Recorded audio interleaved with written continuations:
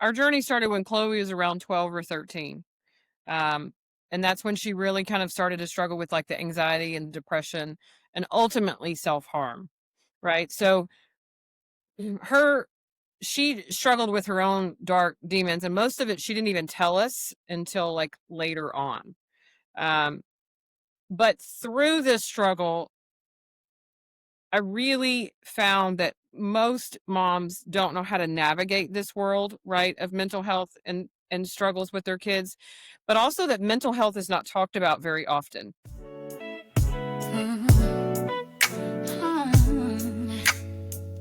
Yeah.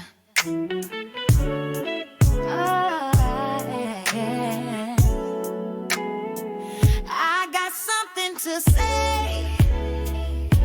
I've been through some things, a whole lot of things. I guess they thought I wouldn't make it.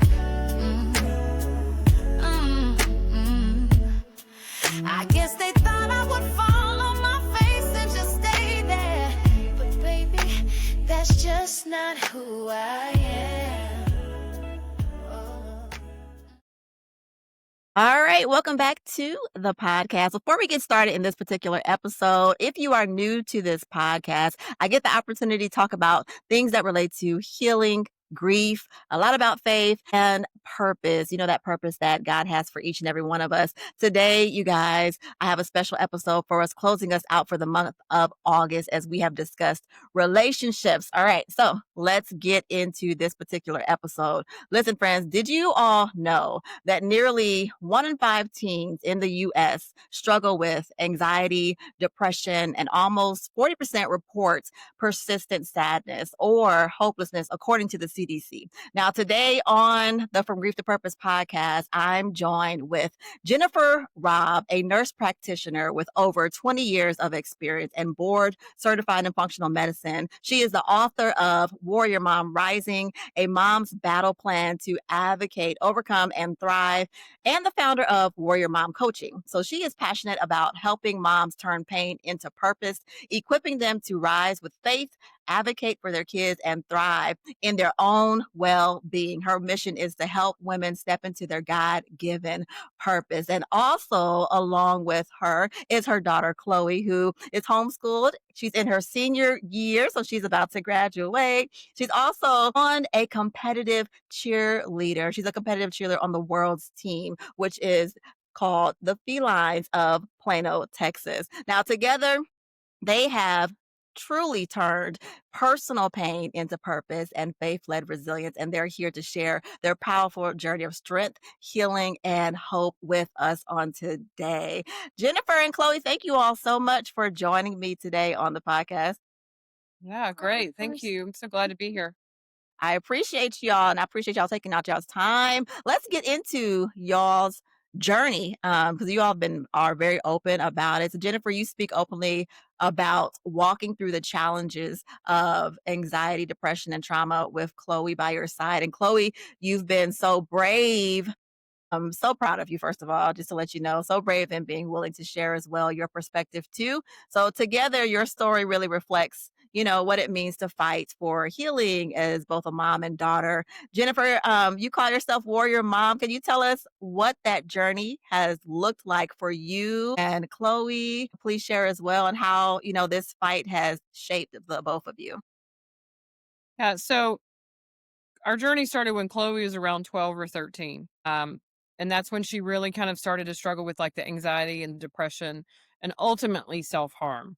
Right. So she struggled with her own dark demons, and most of it she didn't even tell us until like later on. But through this struggle, I really found that most moms don't know how to navigate this world, right, of mental health and struggles with their kids, but also that mental health is not talked about very often, and it's not talked about openly, right?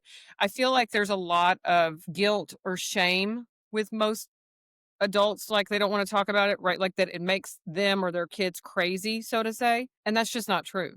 There are many, many things in today's world that add to those statistics that you were just talking about, right? Mental health is huge. And I think it's important that we talk about those things and we talk about them in a non judgment way so that we can help educate other people and to know that they're not alone. Struggle, they don't have to go through the struggle alone. There's people out there that have expertise in this field that can definitely help point them in the right direction so that they can get the healing that they need.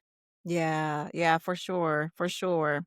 Chloe, did you wanna add to that? I feel like whenever everything started happening, I don't know, I feel like I felt pretty misunderstood, and I feel like whenever my mom started coming out with the book and everything, and I actually started to read it, it really started to make me very emotional because I never realized how much my mom actually understood me, and it took a lot of time for her to do a lot of research and to realize, like, how to understand and how to see how I was feeling without me having to explain everything, and I feel like that meant a lot to me, so Wow, awesome. So now y'all have shared moments with your transition. Well, let me say it from this perspective. Me doing my own personal research. You shared those moments of praying on the bathroom floor and fighting those battles in the therapy room. What kept you, Jennifer, going when you felt like, moments of giving up? And you, Chloe, what kept you going when you felt like nobody understood you, until you understood that, okay, my mom is starting to get it, a little bit. I feel like, honestly, a lot of the times I didn't really want to keep going, but my mom kinda just drugged me along and was just kinda like, "We're gonna make it out whether you want to or not," and she just kinda pushed me to keep going, and I feel like it took me to kind of hit rock bottom to be able to see that I'm the only one who can kinda bring myself up, and I know that my mom is gonna be there for me and everything, but I still have to kinda want it for myself, and once I kinda realized that, I feel like I actually saw that I could get better, but I had to do the work myself, and then once I did that, it was just easier because I could lean into my mom more instead of trying to fight her, I feel like. And I think that that's like an important thing for moms to understand, right? Like our kids, they're struggling enough, right? And they don't often know how they're feeling. So sometimes when we push and we push and we push and we push to tell me how you feel, that makes them angry, right? Because they don't even know how they're feeling themselves, right? Yeah. So one of the most important things that I think for as a mom is sometimes you just have to be there to hug them, to tell them that you love them, that you support them, that you're cheering them on, that you want what's best for them, but you can't fix it for them. And that's a really hard place for a mama to be because most of us we want to be able to fix it, right? That's what our whole and desire really as women in general are designed for, right? We are the nurturers, we're the caregivers, we're the lovers, right? And oftentimes I think about like when all three of my kids were small, when they would fall down and they would scratch their knee and it would bleed a little bit, right? They all come running to mama. Mama kisses it, wipes it off, puts a Band-Aid on it, and it's magically better. Okay. But when Mm, your teens are struggling with things like mental health, anxiety, depression, self harm, those types of things, it's not an instant fix. You can't put a Band-Aid on it and hope that it's just going to magically resolve itself, right? It takes a lot of fight and a lot of determination, but it takes a lot of faith. Okay. yeah. Because it is not an easy place. And I'll tell you, the place where Chloe was really at rock bottom was the day that my 2 boys found her unresponsive, laying face down in a pool of vomit and in a pillow. Mm, They called 911, we got her to the hospital, and through all of that lab testing, we found out that her alcohol level was 4 times the lethal limit. Okay, mm, she had broken into a liquor cabinet that had 2 locks on it, yeah. okay? And the doctor looked at me in that moment and said, "There is no reason that she should be alive." That's hard for a mama to hear about your kid, right? And we brought her home and she was weak. She couldn't physically shower herself, so I had to put her in the shower to get the vomit out of her hair. Yeah, yeah. But it was in that moment that I really felt like God said to me, "She's crying, I'm crying, we're, scrubbing her head in the shower." And I felt like God said to me, "Jen, you have to surrender her to me. Mm, As much as you love her, I love her more." mm. That's really hard for a mama, right? Because we're mama bears. Like, Right. I'm going to do everything I can to keep her alive. But what we have to understand is that when we surrender our children to God, that it's a freeing position for us to be in, right? Yeah. Because we're no longer carrying the burden Doesn't mean that we're washing our hands of it and we're not going to take actions to help them. It just means that we're trying to release control, right? And that's important because as mamas, we can't control every single thing about how they feel, what they're feeling at that time, any of those things. Yeah, We yeah, cannot control those things. But when we release it to God and we know that God is in our corner, right? yeah, And that He has our children, right? Because really they're only a loan to us when you think about it. that's true. I mean, they really are just belong to him, and giving that over to him was kind of like the turning point, right? Where it was freeing. Mm, Now we still did the work. We still went She still went to therapists and she still went to the counselors and all of those things to help her along the healing journey, but surrendering it definitely is helpful and it's a huge turning point. wow.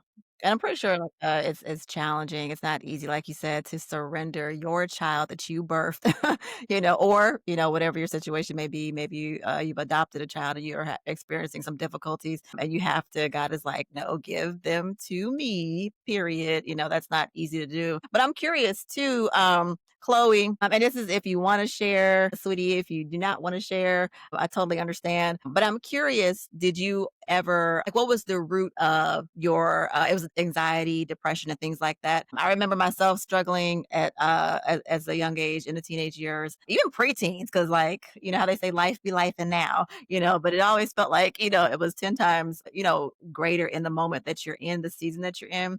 And being a teenager is not easy. I think I went well, not I think I went through a little bit of my own personal depression, after my mom passed away when I was in high school and still had to go to school, and face, like, people and didn't want to, and so that was a whole battle and struggle to get through that, to include my own little personal, you know, quirks and things like that. I'm a natural sometimes introvert, and so I like my space, my time, and all of that good stuff. But how did you discover, like, or what was, like, the root, do you think, of why you were dealing with the mental health areas that you were dealing with, or did you guys ever get to the root of what exactly caused, like, what was the cause of it? Mm, Whenever I was whenever I was, I don't really know how old I was. Like 10 or 11.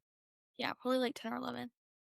I had a best friend who ended up also being sexually assaulted in her family. And so she assaulted me for years.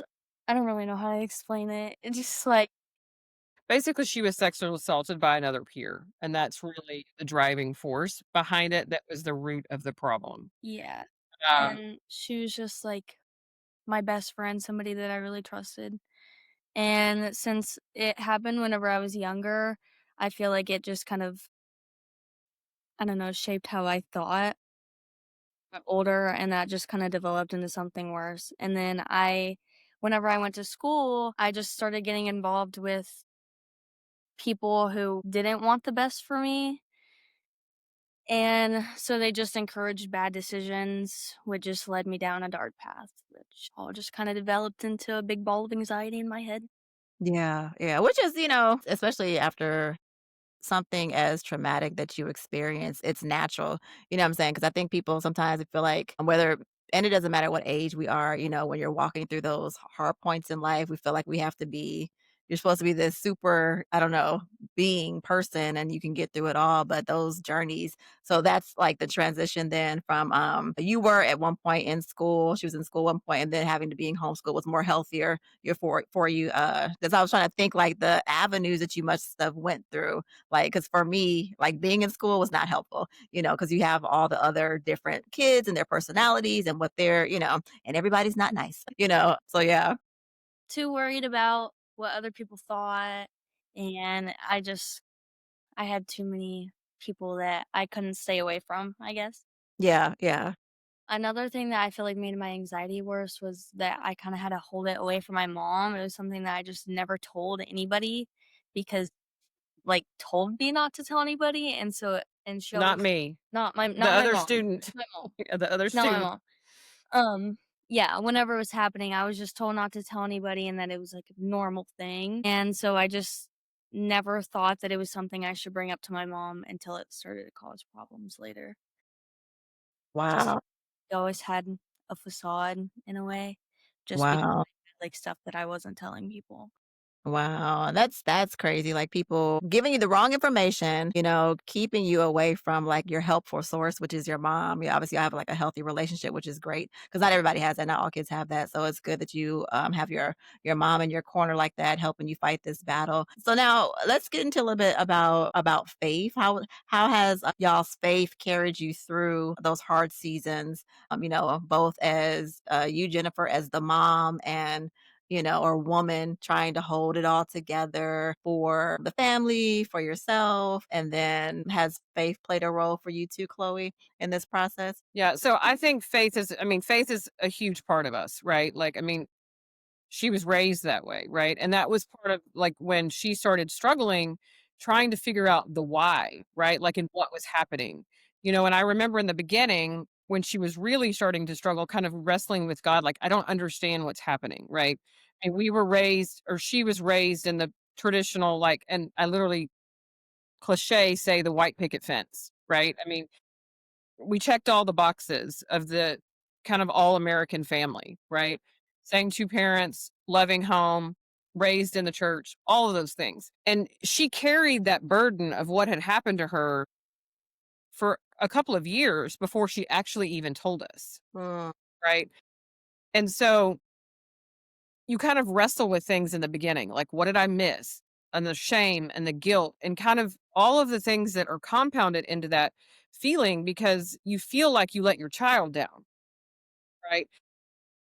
But working through that and kind of through her transformation and all these things is I realized that we just live in a really fallen world, right? Like, and it wasn't anything that we had done, right? Like, I didn't miss anything. We were way protective of this one, far more than we were of our two boys, yeah, older than her. And we're still very protective of this one, right? yeah, And just because there's crazy things that happen, especially in today's world with girls, but you realize that we live in this horrible fallen world and that but through that God has a purpose, right? yeah. Would I want this to happen to her? No. But what I do know is that God has anointed her and that she has a story to tell that someday she can help another girl who is struggling with what she went through, right? Because nobody understands how she felt except for her and somebody else who's going through it, right? I understand it, how I felt from from the mom's perspective, right? But faith is a huge part of that. I talked about there was a lot of wrestling, there was a lot of anger with God, there was a lot of frustration, right? And sadness. But then you come to the point where you realize that God has never left you. He was there literally in the fire with you, Mm, right? Surrendering it to him, but then also changing kind of the perspective, right? That this wasn't necessarily happening to us. Perhaps it was happening for us, right? When you mm, change the perspective and you change the wording, "to" means you're a victim, right? It's happening to you as a victim and you have a victim mentality. mm, When you look at it and you say, "Why is this happening for us?" It mhm, doesn't take away the hurt, the sadness, all of those things. But it shifts the perspective to what is God going to use for his glory in this story? mm, What is the purpose in this? And what I can say is that she is now a thriving 17-year-old. She's the most kind and beautiful human I've ever met in all of my life, yeah, right? She's becoming fierce. She's developed her own self-worth. So there's all of these things that have happened that were hard. But now I can rejoice in where we are, and I look at her every day in amazement as to who she's becoming. yeah, and Yeah, what about you?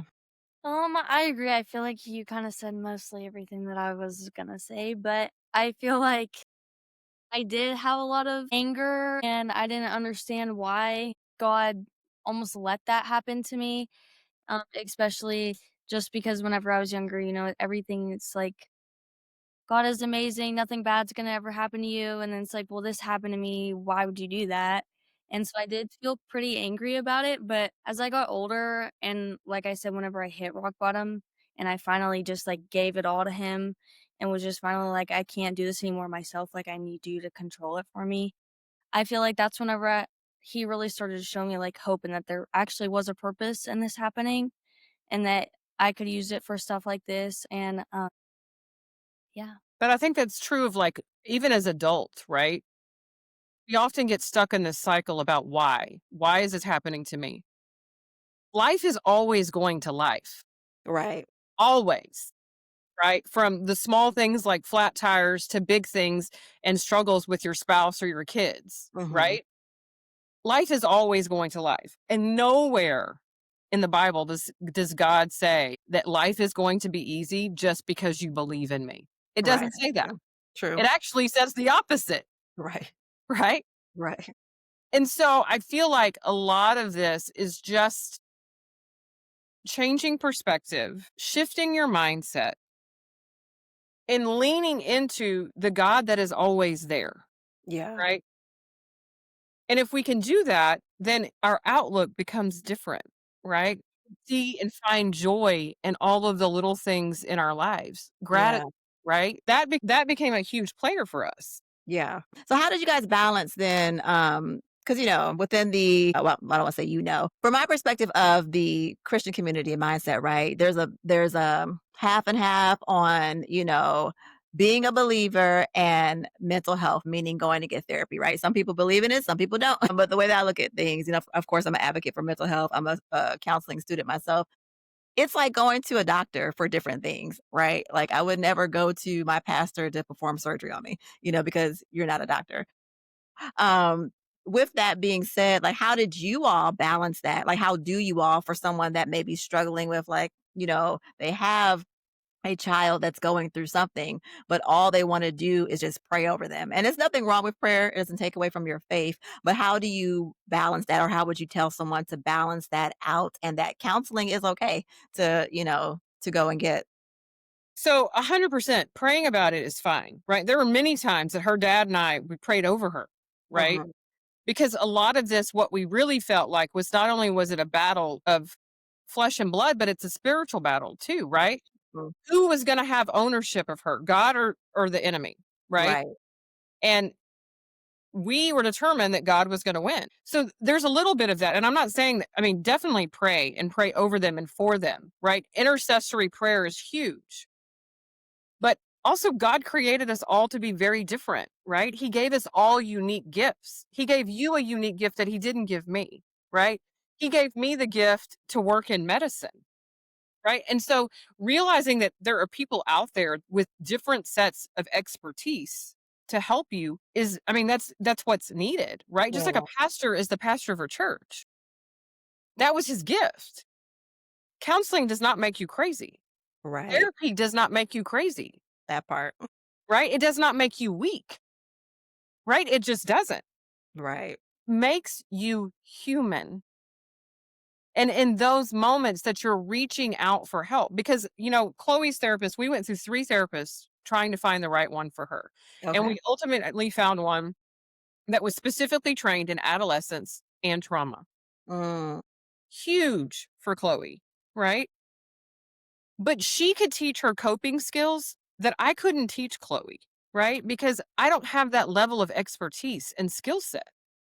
Like, I know it works for me, but what works for me doesn't always work for her, right. right? We're all different. And so that's the beauty of counseling and therapy is that they offer skill sets that are unique for the person that they're trying to help. Mhm. And depending on them is important. Like you Yeah. can't just be like, it doesn't exist because I mean, God made us all, right? So I really think that people that think, "Oh, well, I'm just gonna pray over it." I mean, that's just like saying if your leg was hanging off by a thread, are you just gonna let it hang there and hope that you pray over it and hope that it magically regenerates itself? It's probably not gonna work, Right. right? Exactly. Same thing with mental health, right? When they're really in the depths of struggling, they might need a medication temporarily, but they need counseling and therapy and those things to get to the root cause, to retrain the brain how to heal. Yeah, for sure. What about you, Chloe? Now, because I know, what would you suggest to like someone in your age group that to let them know that It's okay. Don't be ashamed to go get counseling. 'Cause I can remember too. I always go back. I always try to tell adults too that sometimes it's helpful as adults because I think sometimes we get to this adult rightness and we forget we used to be teenagers. We used to be. We forget to go back when what it felt like type of thing, and get out the 100%. No, I'm in my 30s now. I'm in my 40s and 50s, and it's like okay, come back down. Come back down to your teenager. But what would you tell them, Chloe, to suggest to someone that is thinking about getting therapy or a little timid about it? I know it was not like for some families, it's not brought up. And so when it is brought up, like in my personal experience, when my mother tried to take us to therapy when she was living on this earth, I was like, I'm not going to tell somebody my business. Like, not me. It was uncomfortable. So, what would you say to someone that would maybe make them comfortable within your age bracket, and they're thinking about it, but they're unsure? Uh, I mean, I definitely wasn't fond of the idea at first whenever my mom brought it up to me. I thought the same thing. Why would I wanna tell somebody my business, especially after, like I didn't tell anybody this for years, like, didn't tell a random person, like, that didn't make sense.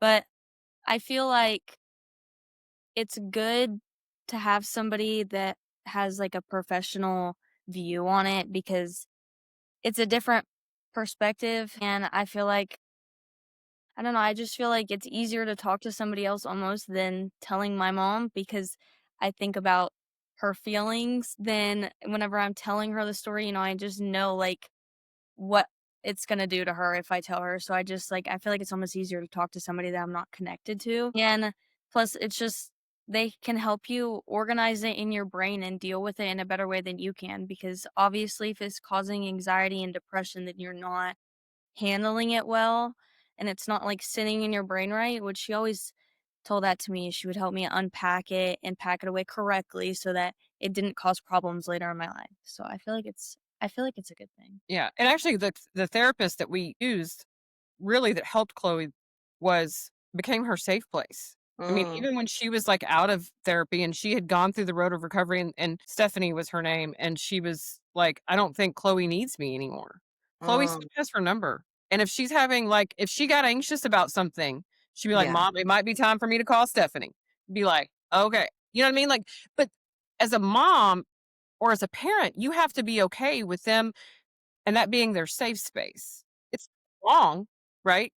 There are still many things about Chloe's story and what actually happened that I don't know, and I have to be okay with that, right? yeah, Because that was her safe place, yeah, yeah, and they do care about us, and they do care about how we're feeling and what its impact is going to be on us, because she knows that I'll go full mama bear on somebody. right, I mean, if I gotta claw somebody's eyes out to protect my child, right? And that's so in order for her because she doesn't want me to do that, right? Because right, there's consequences, right? right, right. But there's nothing wrong with her telling a therapist and that being her safe space. The only thing that therapists are required to tell a parent is if the kid is an immediate threat to themselves Mhm, or to someone else, right, or if they have a plan to harm themselves. mhm, And you just have to be like, okay, there were many times when Chloe would go to counseling and she would get back in the car and I was waiting in the parking lot. She comes in the car and she's mad, she's crying, she's upset. And at first I'm like, "Oh my god, what happened? What's wrong?" right, right, And she'd be like, "I don't want to talk about it." But that was her learn to talk about it and then filing the trauma and the pieces back into the right order in her brain. And mm, then it was literally just let her sit, give her a hug, say, "I'm here when you need me," yeah, and then eat some mousse cake, and we're gonna be like, for Chloe, that was one of the things that we did. We had a code word, and when she said mousse cake, her favorite thing on the planet is Olive Garden's chocolate mousse cake. This is, like, a good thing for, like, parents is to figure out a code word, right? Like, if she said mousse cake, that meant, "Leave me alone, sit here next to me," and somebody, typically her dad or her brothers, went to Olive Garden and got her chocolate mousse cake. I love that, I love that. A lot of the times I didn't want to tell them exactly how I was feeling because again, I didn't really know or what I was thinking. I just knew I didn't feel good. And so I just wanted to be with somebody and I wanted company, but I just didn't wanna have to answer a bajillion questions. So it was kind of Mm. I said that, and it was like she didn't ask me a million questions, she didn't ask me what was happening, she just gave me a hug, she told me she loved me, and we ate cake. Oh, wow, listen, I love that. I think it's so and thank you so much again. I know I keep saying thank you, but I'm so glad that both of you all are here because I feel like parents need to hear it and the child needs to hear it too for those that are going through something similar with y'all's particular situation and they don't have um, 'cause I think where it can shift the relationship, you don't know how to talk to mom anymore or dad, or the parents don't know how to talk to the child, anymore. What do you do? But I liked that the fact that I see or I'm hearing within you, you all that with Chloe, like you have code words, you've learned, these tools and compartmentalization and things like that because a lot of teens don't, they don't have that outlet, they haven't been taught that. Yeah, we always say they don't have the tools, right now or the language to understand what they're going through and you have learned the language to be able to express your particular situation which is a big thing. It's a big deal. So I'm glad you guys are here and able to share that. One of the things I heard too when you were speaking, Jennifer, as far as maybe think of the scripture faith without works,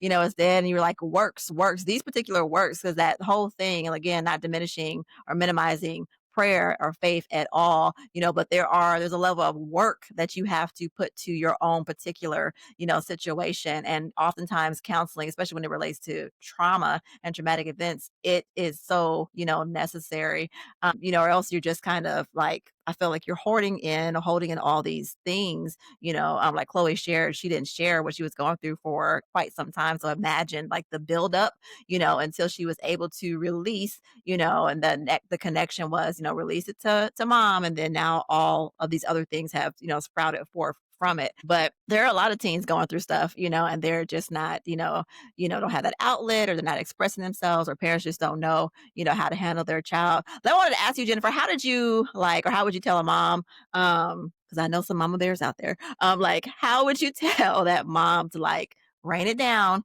and let's get the child is like the important thing, like get them to some help. And I need you to come off of that mama bear position for a second.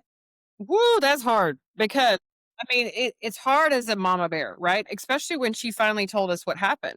I mean, you know, we had a DA telling us to press charges and all this stuff, but at the same time, like I couldn't.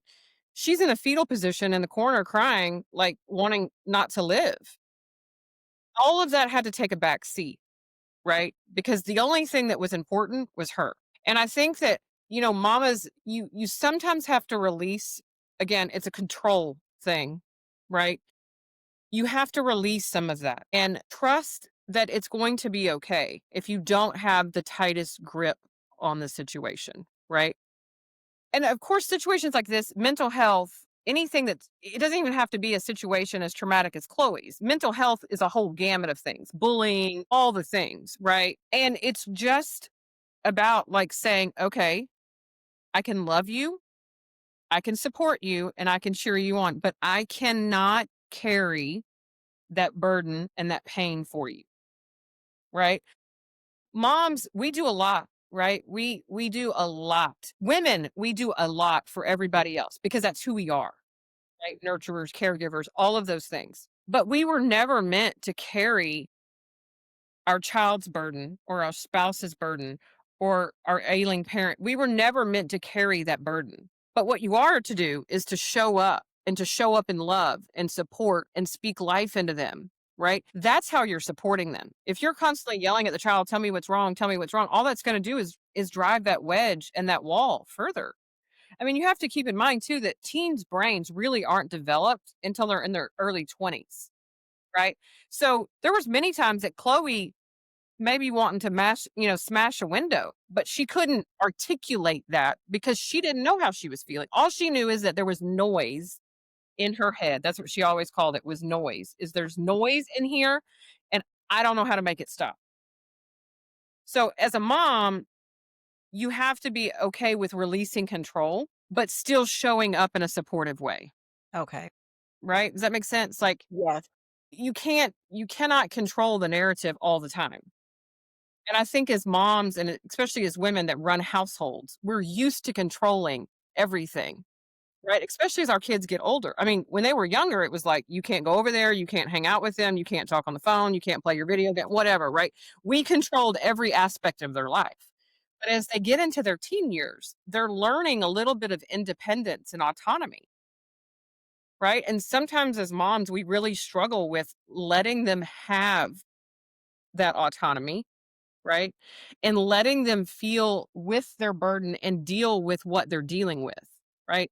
Again, doesn't mean that you're hands off, Yeah. but you cannot do it for them. I could not make Chloe want to heal her brain. I couldn't do it. There's it's not physically possible. Right, right. And if I did it for her, what has she learned? Right? And I think that it's important to all aspects of our child's lives is that sometimes we have to let them struggle a little bit. We have to let them carry that pain and that burden and then learn appropriate coping mechanisms to deal with that, right? Yeah, Because they're going to need that skill set when they become adults. that's true. Because I mean, adulting is hard, Right. right? Like, there's nothing that's easy about this. Just keeping up with your own self is hard. Right. Yes. And then you add in work and all your other responsibilities, home and all of those things. It's hard. And so equipping your children with a skill set that's going to set them up for life. Now I feel like if something came into Chloe's and she got anxious, she's got the skill set to deal with it, Yeah. right? In a healthy way. Yeah. Mm.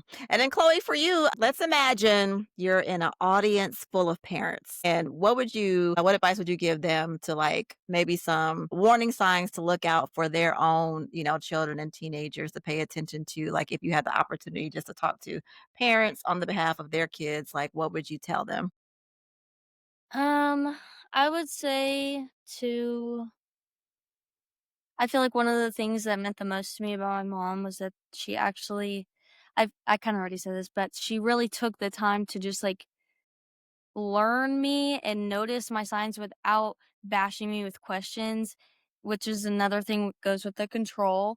Like, I don't wanna have to sit there and tell you everything, I just want you to literally be there with me and kind of be able to notice by yourself. Like, she can always notice now if I get anxious just by like, I get super fidgety, I shake my leg, I usually bite the inside of my cheeks, I kind of zone out a lot, I'm talkative.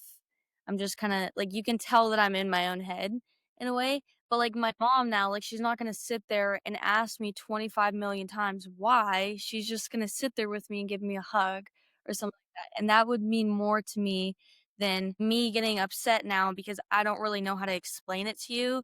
And now you're upset that I won't tell you. Mm. Yeah. But I feel like especially if your kids are usually super close with your family and they start kind of not being with your family, they sit in their room a lot.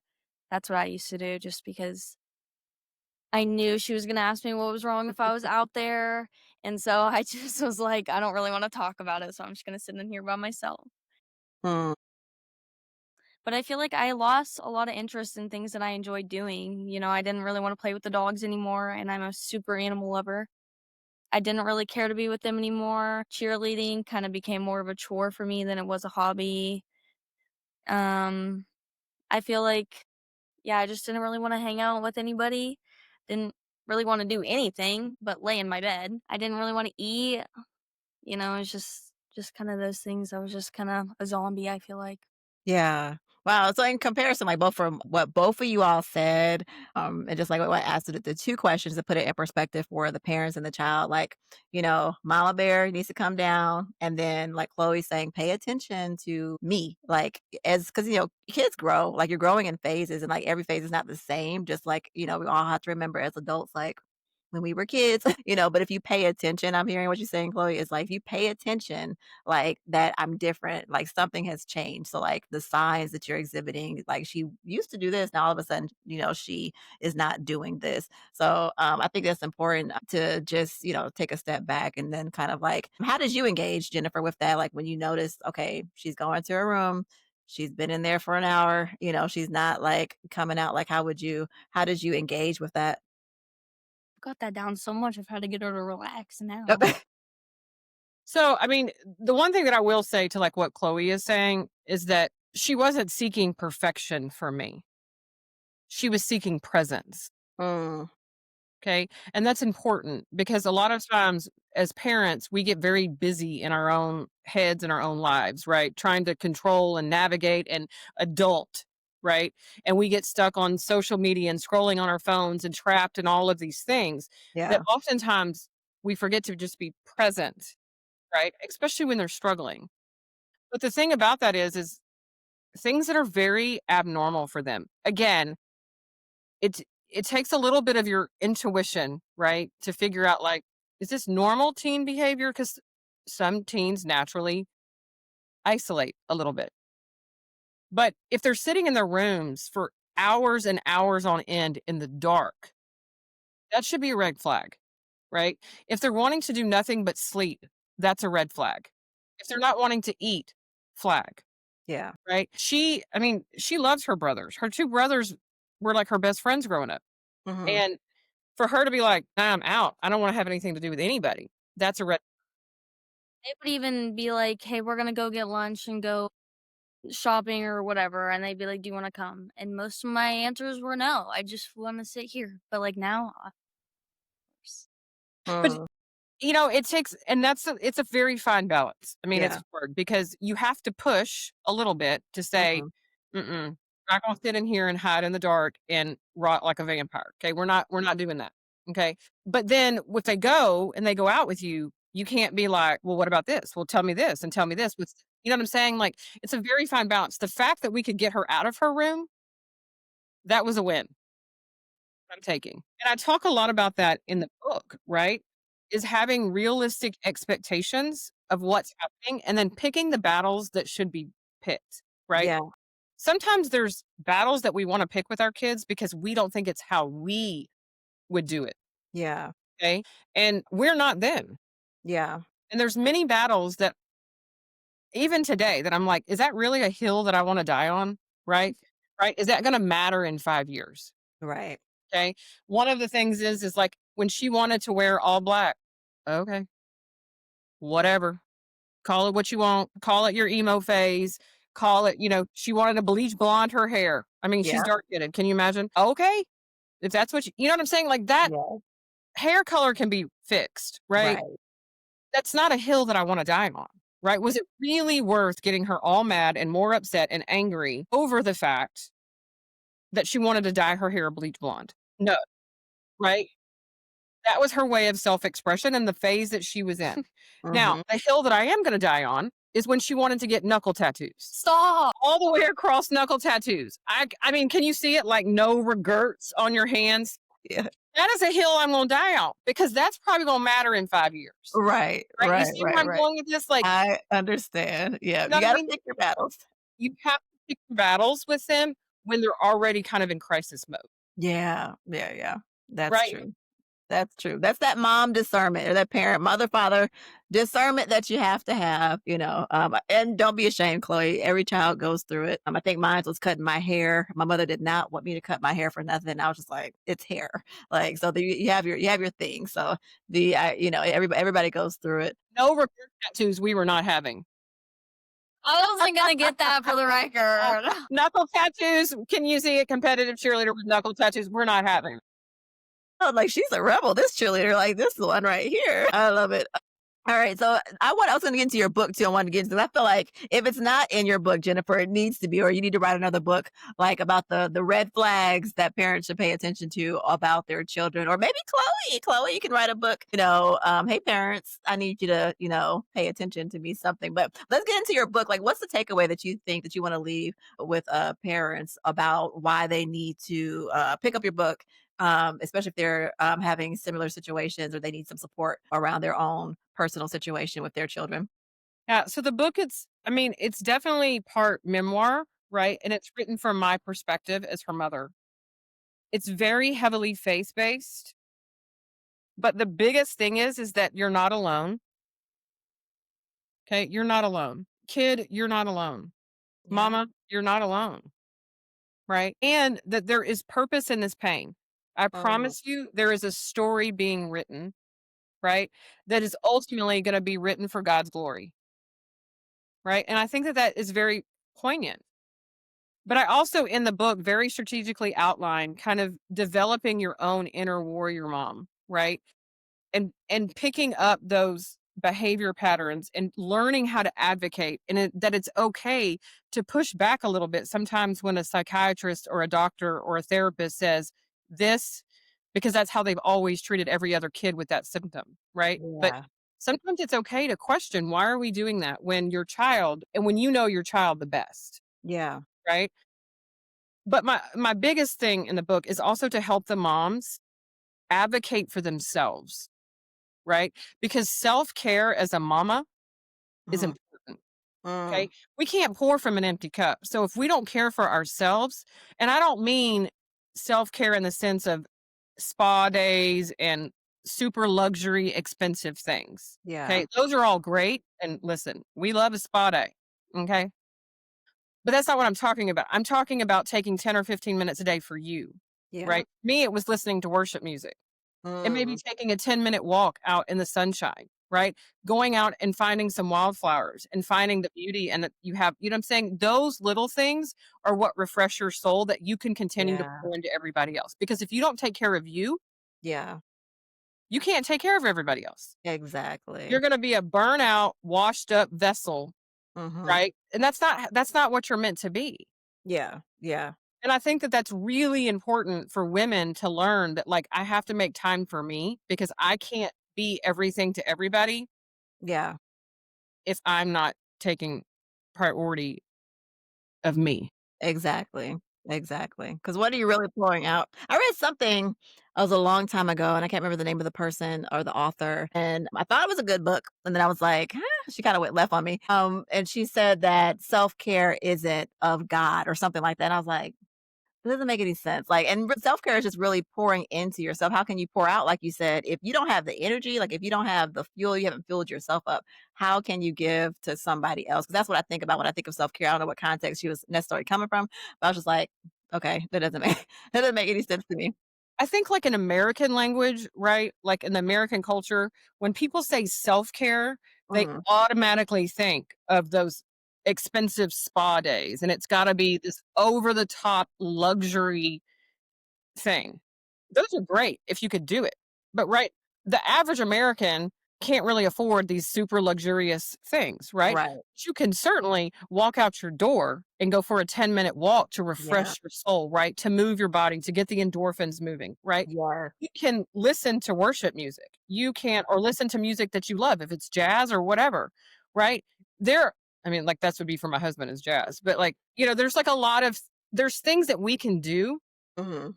that don't cost anything, Exactly. right?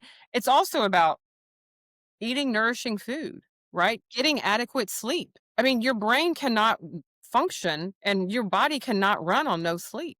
Absolutely. You know what I mean? Ab Like these are all priorities that you have to set for yourself, right? right.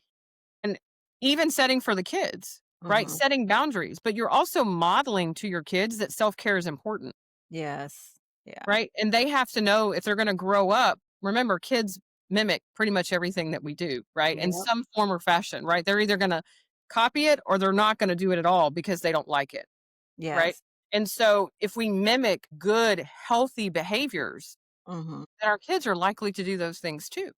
Yeah, absolutely. So true. Plays a role in their mental health. Absolutely, so true.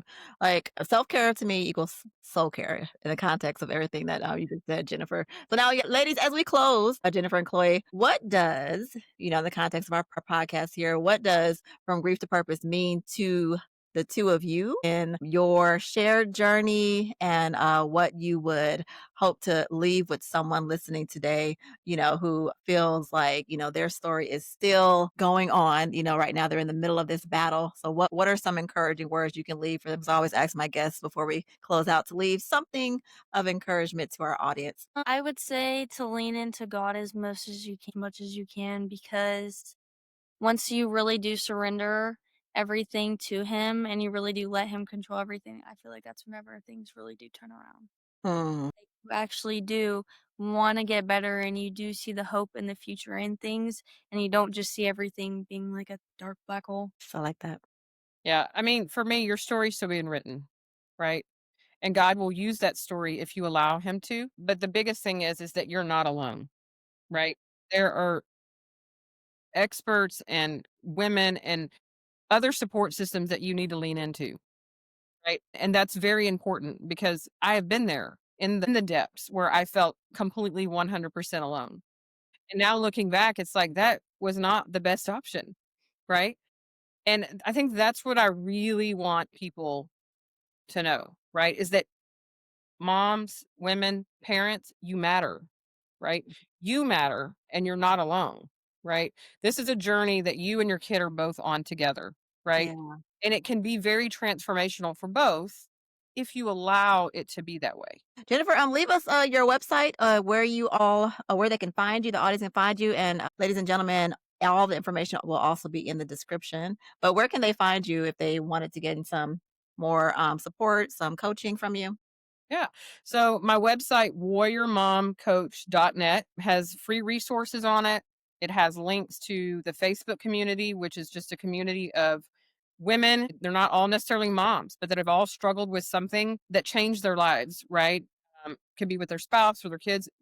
That community is on Facebook and it's free. It's there as we try to uplift each other and offer prayer and support. That's on Facebook. And you can also find my links to email me. All of those things are on my website, and then the book is actually on Amazon. Awesome. Thank you so much. Listen, this is the gist of what the podcast, you guys, is about. Stories just like this, because oftentimes, we go through battles and we feel like sometimes we're alone. But as Jennifer shared, you need support, you need community, and her information that's going to be all in the description of where you can find her on the Facebook community, especially if you're a parent, going through something difficult with your children. Please reach out and get connected, because the thing is not to do it by yourself. You don't have to do it alone. But thank you so much, Jennifer and Chloe, for joining me on today. Before we close out, was there anything else that you all wanted to share? No. Thank you so much, Chloe. First of all, you are so brave. I don't know what it is that you want to be in life, but I know it's going to be amazing. Do you have an idea of what you want to do? I do not. It's okay. Like, it's okay. It's so much out there now. I feel like it's too much to choose from. But thank you, ladies, so much for joining me on today and sharing your hearts, your journey, with myself, with our audience. Your honesty was everything. Just there's resilience in your story. It helps us to remind us that even in the hardest battles, like you shared, Chloe, God is there, in those dark moments. And like you shared, Jennifer, God is still writing your story. So it's not up to us to abort it. You know what I'm saying? Like, that's kind of like a thought maybe to do, but let's cancel those thoughts. God's still writing your story. So thank you again, ladies, for joining me. To my listeners, if you have not subscribed, go ahead and subscribe to the podcast so that we can walk out this journey together of healing and purpose through those areas that are painful. So be sure to again subscribe to the YouTube podcast to stay connected with this particular community. And again, be sure to check out the description and go and get into these communities that Ms. Jennifer is sharing with you all. Again, she stated there are free resources. Okay, so no excuses, free resources. And y'all know we like some free stuff. So go and check it out, and so that you can not only support yourself, but support your family. All right, you guys, this was our episode of From Grief to Purpose podcast for our month of August on relationships. Let's grow together and continue to heal together. All right, you guys. Bye. Bye.